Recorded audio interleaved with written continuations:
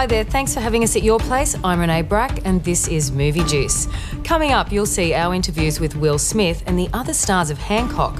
It's a superhero movie with a super difference. But right now, take a look at 10 Empty.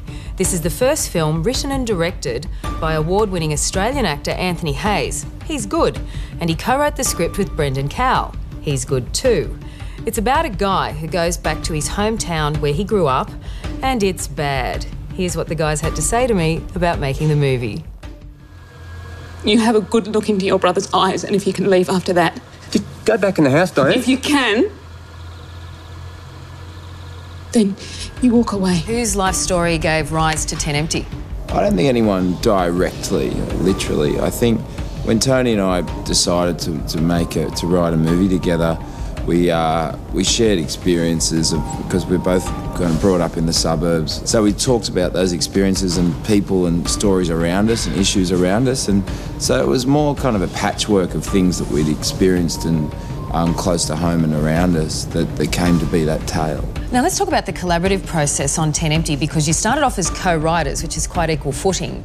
And then you went on to play one of the support roles, and you, of course, were director/dictator on the set. How did that work out? Oh, it's been good the whole way through. It's, you know, we've had healthy debates about a lot of things, but we always saw eye to eye on most things. On most things, yeah. So I guess Tony and I had a 7-year strong, very close friendship by the time we got to that point. So there was nothing we could really say to offend each other, and know, we knew we were there because we wanted to make this thing together, and so it was pretty good, you know. How would you describe what kind of a film people are in for when they do buy the cinema ticket and go in? It's like a male Sex and the City, I think. Yeah. You know. Yeah. If you like Sex and the City, don't go and see it. If you don't like Sex and the City, then go and see it. No, I think what you're going to get is an absolutely no bullshit movie about what it is to be a man and what it is to be in a family. It's pretty honest, but you know, I think finally, fantastic. We're getting a movie that goes for it and tells it like it is.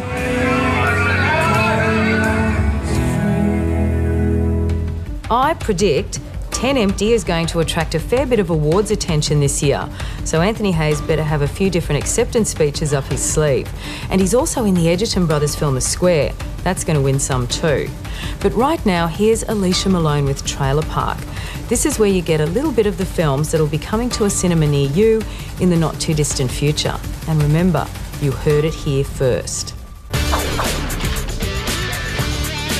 Hey there, I'm Alicia and this is Trailer Park.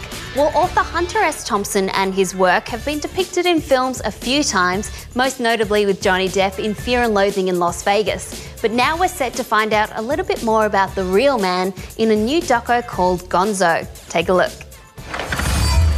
It was always at night, like a werewolf, that I would take the thing out for an honest run down the coast. The edge.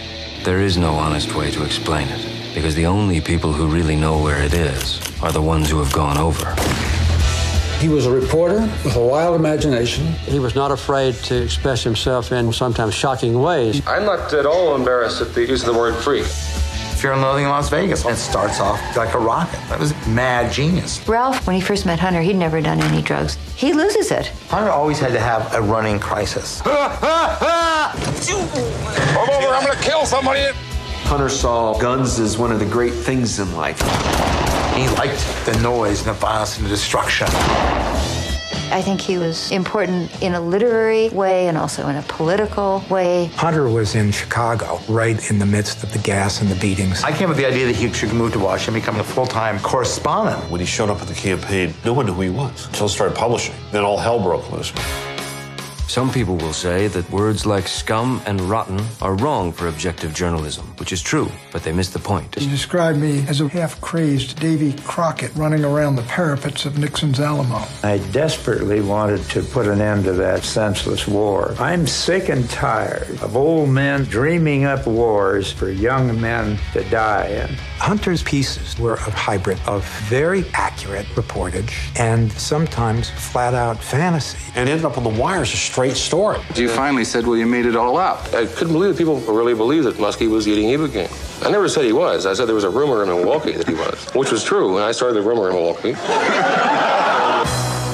I think he captured certain truths about human perversity I don't think that anybody can be surprised that we find ourselves in the nightmare we're in today because it's the same as the nightmare he described back then. He could have wielded a pretty effective sword against what's going on right now. He had this purity of vision. Will the real Hunter Thompson please stand up?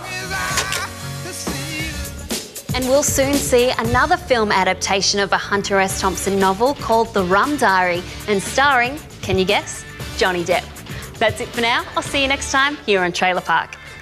Hancock is a superhero with super problems. He's got a bad public image for one. Will Smith is great in the role. He's more of an anti-superhero, really. Charlize Theron co-stars, but the guy who steals the show, and that's hard when you're in scenes with the mighty Will Smith, is Jason Bateman. Our US reporter Sal Morgan gets the goods. Hancock, bad guys. Would you want a cookie? Will, Hancock isn't your typical likeable superhero. Is this what really appealed to you? Yeah, I loved the idea that this is a superhero that drinks and people don't like him and mean to kids and all of that. I just thought that would be such a breath of fresh air for audiences in a movie theater to see that approach to this genre. Call me a jerk one more time. Jerk. How about you, Thickness? Goggles?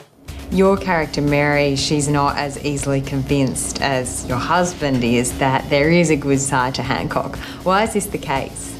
Because she likes him. I think it's pretty evident early on that she has a crush on him. Life seems to be really perfect until, you know, problem knocks on the door in the shape of Will Smith as the superhero. And there's something about this guy that she just can't deny that she's very attracted to. Charlize Theron, you mentioned, when you found out she was playing your wife, you must have been pretty happy. I was pretty happy until I saw that we didn't really have much of a sex scene in the film. We do kiss, and I tried to, you know, elongate that kiss as much as possible, tried to screw up that scene as many times as possible. So we started to run out of film on the set that day, so I had to kind of get it right. But that was tasty. If you could have one of Could I be creepier? This stuff was on YouTube. Now, everybody loves a nutty buddy. I get it. But this doesn't work, sir. Hey, give me the buddy. Hey, man.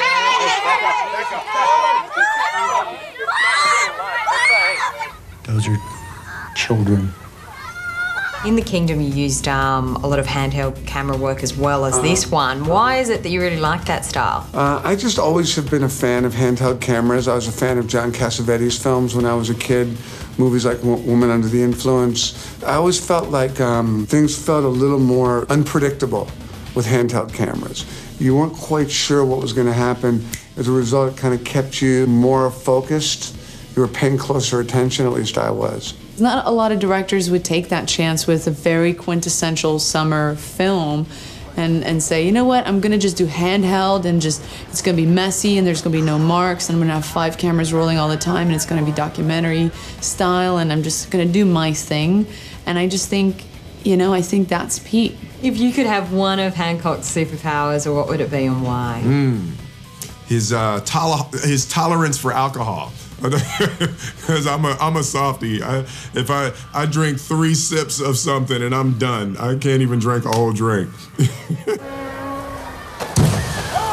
I don't even remember that. Greenpeace does.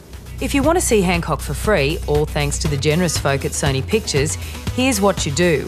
Go to moviejuice.com.au, hit freebies, enter your details and answer this question in 25 words or less. If you could have one superhero power, which one would it be and why?